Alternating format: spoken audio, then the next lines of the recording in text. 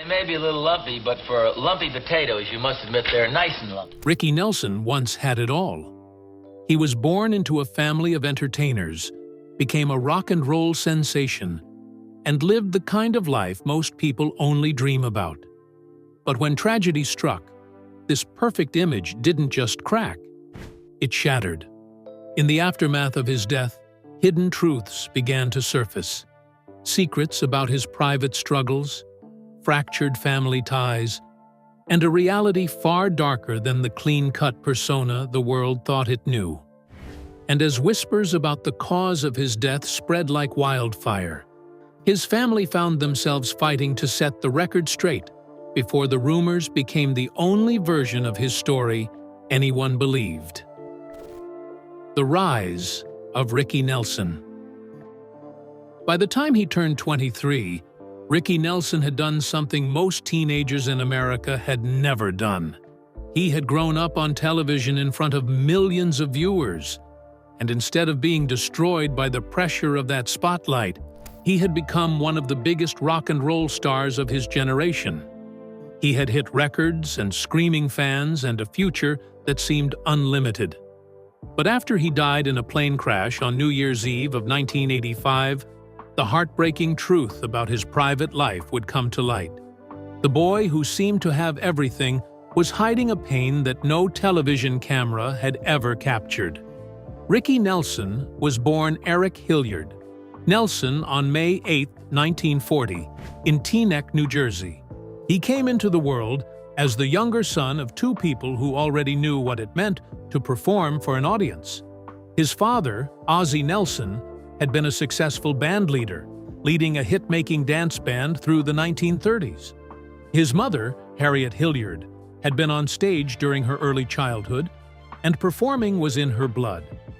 They got married in October of 1935, and in 1941 they moved to Los Angeles to work on Red Skelton's NBC radio program. The move would change everything for the family, though no one knew it yet.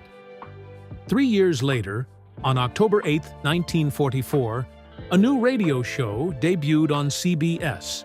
It was called The Adventures of Ozzie and Harriet, and from the very beginning, Ricky and his brother were written into the scripts as characters. Audiences loved watching the Nelson boys grow up over the airwaves, and the family became a fixture in American homes. The show was so popular that it spawned a hit movie in 1952 called Here Come the Nelsons. Then, on October 3, 1952, the show made the leap to television. ABC picked it up, and The Adventures of Ozzie and Harriet would run for 14 years on the network. The final episode was filmed on January 1, 1966, and aired later that September. By then, Ricky Nelson was already a grown man with a music career that had surpassed anything his parents had ever achieved.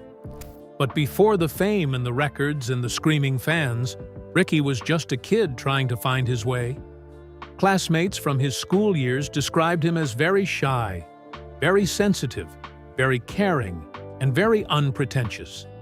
He did not care whether a person had money or not, and he always insisted on picking up the check when he went out with friends.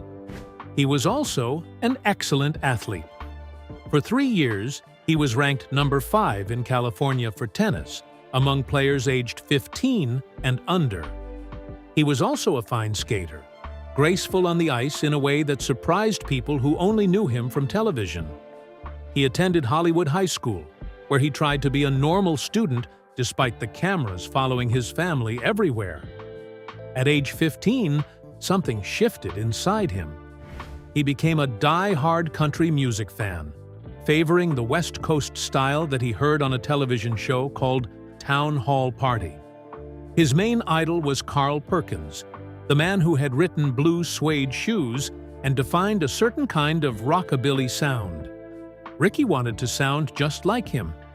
He bought Sun Records hits and went out of his way to search for obscure Sun records that most people had never heard of. He later said that Carl Perkins was his main idol, that he really idolized him and wanted to sound like him. The first record he ever bought was by Carl Perkins. The story of how he started recording his own music is almost too perfect to believe. A girl he was dating was swooning over an Elvis Presley song on the radio. Ricky quipped that he was going to make a record of his own. The girl laughed at him, and that moment decided everything. He was going to do it just to prove her wrong. He took his demo to 20 different record companies, and all 20 rejected him. The executives had a simple logic. If people could see Ricky Nelson singing for free on television every week, why would they go out and buy a record? Finally, one label said yes. Verve was known as a jazz label, not a rock and roll label, but they offered Ricky a one-year contract. His first recording session took place on March 26, 1957, at Master Recorder's studio in Hollywood. The first record sold 1 million copies, and soon enough, the girl who laughed at him was no longer laughing. Between 1957 and 1963, Ricky Nelson placed multiple singles on the charts and became the first artist to benefit from regular television exposure of recordings.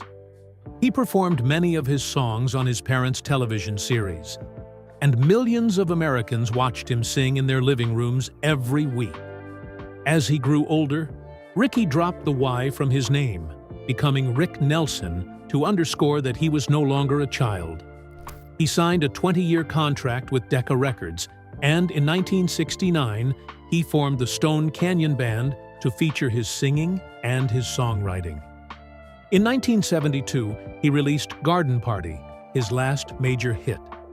The song was about being booed at a rock and roll revival concert, and the lyrics captured something that had been building inside him for years. He was tired of being treated like a nostalgia act. He wanted to be taken seriously as an artist. And when the audiences would not let him change, Ricky Nelson started to crack. From the outside, the cracks were invisible. But from the inside, they were splitting him open. The cracks behind the image. For most of the 1960s, millions of Americans watched Ricky Nelson grow up on their television screens. What they did not see was the pressure building underneath that polished surface. The same qualities that made him a star also made him vulnerable to a kind of exhaustion that no vacation could fix. By the time the television show ended in 1966, the cracks behind the image had already started to show. After his band, including the talented guitarist James Burton, left him, Ricky's career appeared to go into decline. The public refused to accept Rick Nelson, the adult musician who wanted to evolve and try new sounds. They wanted only to see cute little Ricky singing the same 1950s hits that had made him famous as a teenager. He was trapped inside a version of himself that no longer existed, and the exit door was locked from the outside. By the time of his death, he was playing 250 dates a year, many of them in suburban supper clubs and shabby steakhouses, just to remain solvent. The arenas of his youth had been replaced by rooms where the carpet smelled like stale drinks, and the audiences were more interested in their dinners than in his music. Critics of that era regarded him as a cleaned-up, parentally sanctioned version of Elvis Presley. One critic named Robert Christgau went further, calling him an inspired fake. But these views ignored how much he helped popularize rock and roll, as well as his real musical talent. Things the same critics had overlooked when they once dismissed him as just a child actor pretending to be a singer. His post-television years also became linked to substance abuse. A book titled Teenage Idol, Travelin' Man gives detailed accounts of his substance use, describing how he turned to it as a way to cope with pressure, disappointment, and the relentless pace of touring. The same biography also mentions that Ricky had several run-ins with the law during his adult years, though those details were never fully made public. Behind the scenes, tension had been building for years on the set of The Adventures of Ozzie and Harriet. His father, Ozzie Nelson, was described as both a workaholic and a controlling figure who carefully structured his youngest son's life. On screen, Ricky Nelson appeared as the carefree younger brother, quick with a joke and always caught in harmless mischief. In reality, he was much more introverted, and the version of himself he portrayed on television was far from who he truly was. Keeping up that persona for 14 years quietly took a toll that few people recognized. After his television fame faded, Ricky Nelson's public image became tied not only to his music, but also to stories of substance abuse, legal trouble, and infidelity. When he appeared on Saturday Night Live in the 1970s, the writers made fun of the gap between his perfect image and his real life. In one sketch, he moved from one identical 1950s television family to another, unable to find his way home. The joke was that those old shows all looked the same and showed an unrealistic version of family life. But for Ricky, it wasn't just a joke. He had actually lived that kind of life on TV and was trying to move past it. So the sketch likely hit him more deeply than the audience realized. By the early 1980s, Ricky was still touring relentlessly, performing as many as 250 shows a year, still chasing the feeling music had once given him.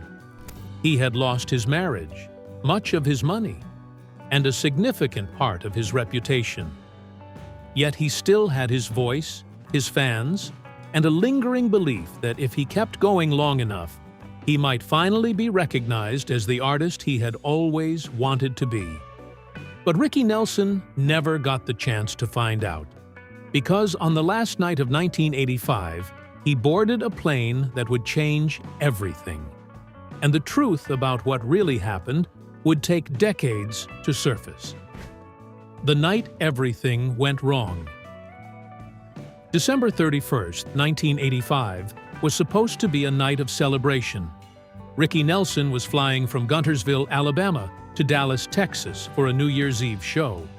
He was 45 years old, still touring, still playing his songs for audiences who remembered him from television and radio. His girlfriend, Helen Blair, was with him, along with 5 members of his Stone Canyon band. The plane was a private 1944 model, built during World War II, old but reliable. The crew consisted of pilot Bradley Rank, who was 34 years old, and co-pilot Kenneth Ferguson, who was 46. No one on that plane knew that before the night was over, 7 people would be dead, and only the 2 crew members would live to tell the story.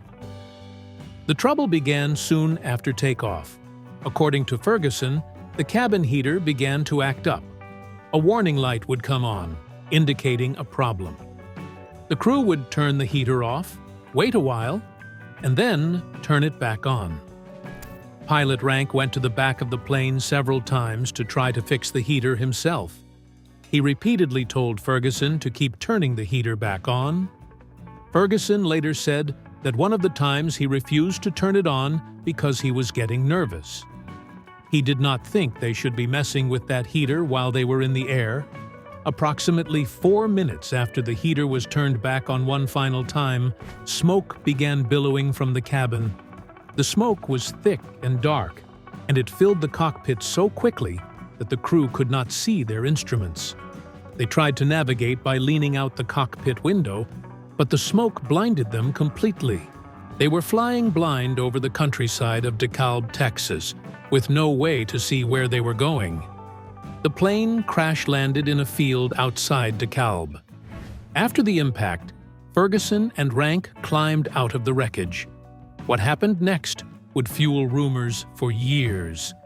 Rank turned to Ferguson and told him not to tell anyone about their experience with the heater. Then they watched as the plane burned behind them. Ricky Nelson and the 6 other passengers died of burns and smoke inhalation. They were trapped inside the fuselage, unable to escape before the fire consumed everything. The victims were Ricky Nelson at 45, his girlfriend Helen Blair at 29, band members Andy Chapin, Rick Intveld, Bobby Neal, Clark Russell, and Patrick Woodward. 7 people, gone in an instant. The only survivors were the 2 pilots in the cockpit who had managed to climb out before the fire spread. The news broke on New Year's Day, 1986. The United Press International obituary ran on January 1st, noting that Ricky Nelson was the teen idol of millions in the 1950s. His mother, Harriet, was 71 years old when she learned that her youngest son had died in a plane crash. She had outlived her child, which is a pain no parent should ever have to endure. Almost immediately, rumors began to spread. The press speculated that the fire had been caused by substance use, specifically the idea that someone had been using a flammable substance during the flight. This theory spread rapidly, gaining traction in newspapers and on television, often presented in a way that made it seem more certain than it actually was. To make matters worse, in the early stages of the investigation, even officials considered the possibility that this kind of activity could have played a role in the accident, and this only added to the rumors. The pilot's instruction about the heater didn't help matters. It seemed to support the narrative and gave critics something to point to. The toxicology report conducted after the crash added to the confusion. Tests found traces of illicit substances in the bodies of several passengers, including Ricky Nelson himself. To the public, this seemed like confirmation that Ricky had been using illicit substances on the plane and that the activity had started the fire that killed him. But the official investigation told a different story. The National Transportation Safety Board conducted an 18-month probe into the crash. On May 28, 1987, they released their findings. The board could not determine conclusively what had caused the blaze. However, they found no evidence of illicit substance use during the flight and no substance-related utensils in the wreckage. The report stated clearly that there was no doubt the fire did originate in the area of the heater. Investigators could not determine whether the heater itself caused the blaze, but the fire definitely started near it. The National Transportation Safety Board also criticized Pilot Rank for several failures. He had not followed the in-flight fire checklist when smoke was detected. He had opened fresh air vents, which should have remained closed. He had not directed passengers to use supplemental oxygen. He had not attempted to fight the fire with the handheld cockpit extinguisher. The board stated that if proper procedures had been followed, the potential for survival of the passengers would have been enhanced. In other words, people might have lived if the pilot had done his job correctly. The two pilots gave conflicting accounts. Ferguson said Rank was involved with the heater throughout the flight and told him to keep turning it on. Rank, on the other hand, said he did not remember any in-flight problems with the heater and claimed he was checking on passengers when he noticed the smoke. The board could not reconcile the two stories. Someone was not telling the truth, but the National Transportation Safety Board could not determine who. The Los Angeles Times ran a headline on May 29, 1987, that finally set the record straight. They made it clear that the probe had discounted illicit substances as the cause of the air crash that killed Rick Nelson. The evidence showed that the original cause, an onboard heater short-circuiting and catching fire, was the correct one. Ricky Nelson died because of a faulty heater and a pilot who panicked. But the public preferred to believe he had died because of illicit substances. That belief would follow his name for decades, and his family would spend years trying to correct the record. But the crash was only the beginning of the tragedy. When the wreckage was cleared and the headlines faded, the real story of Ricky Nelson's life and the messy state of the family he left behind finally came to light. The truth about the state of Ricky Nelson's family. For years, the public believed that Ricky Nelson's family was as perfect as the one on television. However, that belief could not have been further from the truth, because what happened to the Nelsons after the tragic crash would expose the painful choices Ricky had made during his lifetime. Ricky married Sharon Kristen Harmon on April 20, 1963. She was the daughter of Tom Harmon, a famous football player whose name carried weight in Hollywood and beyond. 6 months after the ceremony, their first child, a daughter named Tracy, was born. 3 more children followed over the next 11 years, twin sons Gunnar and Matthew in 1967, and another son named Sam in 1974. There was also a 5th child, a son born to another woman in 1981. From the outside, the marriage looked like something out of a magazine. 2 beautiful people from famous families, raising beautiful children in a beautiful home. But the inside of that marriage was not beautiful at all. By the 1970s, both Ricky and Chris were using illicit substances, and what started as casual experimentation became something much darker. Chris later explained that they were hippie rock and rollers who did what everyone else was doing in those years. At first, they were in it together. She went on the road with him, trying to be one of the guys, trying to fix the marriage by being present in a world that was slowly destroying her. But it did not work, and after a while, she said, they were both completely lost. They tried therapy. They both entered treatment for their problems, hoping that professional help could pull them back from the edge. Chris attended her sessions faithfully, showing up every time and doing the work. But Ricky started missing appointments. She tried to tell her family that there was a problem, that they all needed to help, that this was not something she could fix alone. But her family refused to listen. Her father went so far as to tell a national magazine that he had raised his kids hard and that there were no addicts in his family. Chris made the decision to end the marriage in 1977. She did it especially for the sake of the children, who were growing up in a house that had stopped being a home. The couple briefly reconciled, hoping that a second chance might save what the first chance had lost. But by 1980, they were separated again. Chris later said that she knew if she did not leave, they would both die. She knew that she had to make it for her kids, even if she could not help Ricky anymore. She filed for divorce that same year, and she was granted custody of the children and financial support. The divorce was finalized in December of 1982, and by then both parties had accused each other of using illicit substances and failing as parents. After the divorce, Chris took a job as an assistant casting director, earning just $200 a week. She later claimed that her parents never offered to help her financially, and that her brother, the actor Mark Harmon, did not help either. The truth was more complicated. Her parents bought a 2-bedroom house in Brentwood and let her rent it at a very low rate. When she started making more money, they allowed her to buy the house for far less than it was worth. For 2 years before the divorce, her sister Kelly watched Sam every afternoon and all day Saturday. For 18 months after the divorce, Sam lived with Chris's parents. The help was there. Chris just could not always see it. Ricky, meanwhile, was left with almost nothing. The bitter divorce drained what remained of his finances, and by age 40 he was nearly penniless. He kept touring because he had no other choice. The money he earned went to his debts and his children, not to the kind of lifestyle that people expected from a former teen idol. After his death, the world would discover that Ricky Nelson had died millions of dollars in debt, and the children he left behind would have to make a choice that would define the rest of their lives.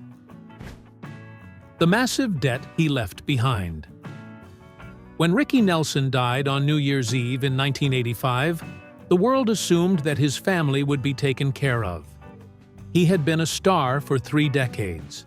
He had sold millions of records and appeared on a hit television show for 14 years.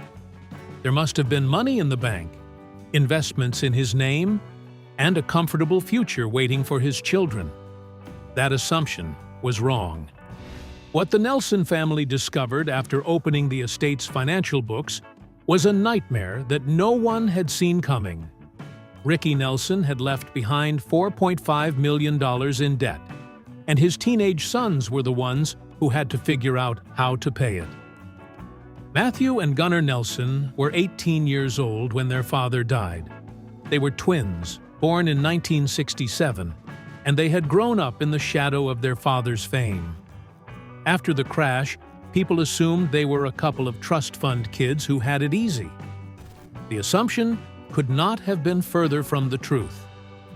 Gunnar later joked that it would have been nice to start at zero like many 18-year-olds did.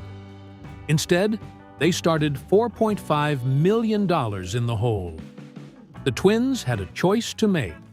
Option 1 was to put the estate into bankruptcy. If they did that, all the debt would disappear. The legal system would wipe the slate clean, and they could walk away without paying a dime. Option 2 was to pay the debt themselves, using whatever money they could earn from their own careers. It seemed like an easy decision on paper. No 18-year-old should be responsible for millions of dollars of their parents' debt. But there were 2 reasons why bankruptcy felt impossible to them. The first reason was personal. Their father considered bankruptcy dishonorable. Ricky Nelson believed that you create debt for better or worse, and you pay your debts. He had lived by that code, and his sons did not want to abandon it after he was gone. The second reason was practical. If they put the estate into bankruptcy, all of the family's intellectual property would go into the bankruptcy pot. They would lose their father's songwriting rights, his name and likeness rights, and the rights to all 435 episodes of The Adventures of Ozzie and Harriet. Those assets were not just valuable. They were the family's legacy. Losing them would mean losing control over how their father was remembered. So the twins decided to take a stand. They refused to file for bankruptcy, and they spent the next decade working to pay off their father's debts. Every dollar they made went either to supporting their own tours or to paying back what their father owed. There was nothing left over for luxuries. There was barely enough for survival. But they kept going, year after year, until the debt was gone. Gunnar later said that it took them a decade, but they got it done. Their own music career helped make the payments possible. In 1990, their debut album After the Rain sold more than 2 million copies. The single, Can't Live Without Your Love and Affection, hit #1 on the charts. They funded everything themselves through publishing deals. There was no trust fund and no inheritance. There was only the work, and the work was enough. Matthew and Gunnar have always been proud of what they accomplished. They wrote every song they ever recorded. They produced everything themselves. They designed their own look. They funded everything with their own money. No one gave them anything. And despite starting with nothing, the Nelson family achieved something that no other family in music history has done. They placed #1 records across 3 successive generations. Ozzie and Harriet had their era. Ricky Nelson had his.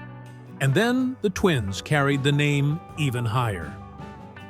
In December of 2025, Matthew and Gunnar released a memoir titled, What Happened to Your Hair? The book is 496 pages long, published by Permuted Press, and distributed by Simon & Schuster. They wrote it without a ghostwriter because they wanted the words to be their own. The purpose of the book was simple: countering decades of misinformation about their father's death. The substance abuse rumors surrounding the crash had never died, no matter how many times the probe debunked them. The twins wanted to set the record straight once and for all. The Nelson family looked perfect on television.